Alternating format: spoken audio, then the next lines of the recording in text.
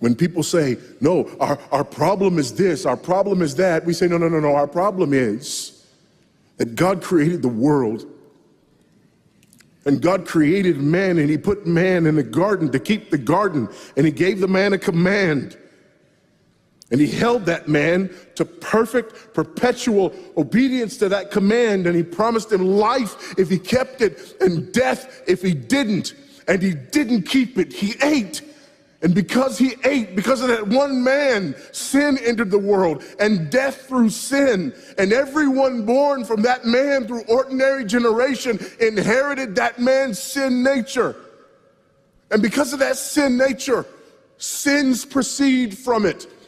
And our world is broken because of that sin. And we stand guilty before a holy and righteous God. And we know that he's holy, and we know that he's righteous, and we crave justice. But the problem is that if God gives us justice, we all die.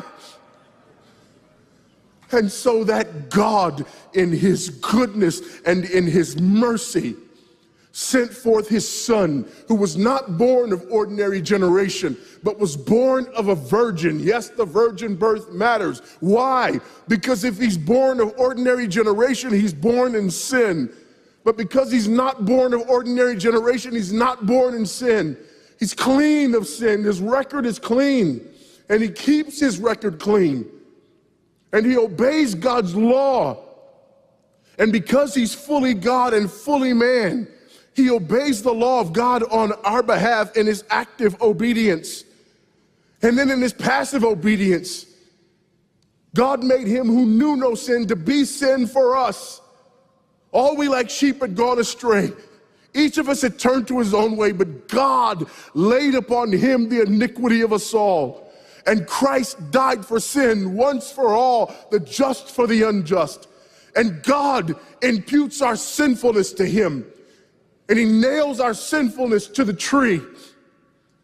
And Christ dies and raises again on the third day for our justification. And there's another imputation. The righteousness of Christ is actually imputed to us so that God can be both just and the justifier of the one who places faith in Jesus Christ, so that all those who come to Christ may enter in. So that all those who place faith in Christ might be saved, but not only saved, but sanctified. Because he's the firstborn of many brethren. We're justified and we're adopted into the family of God.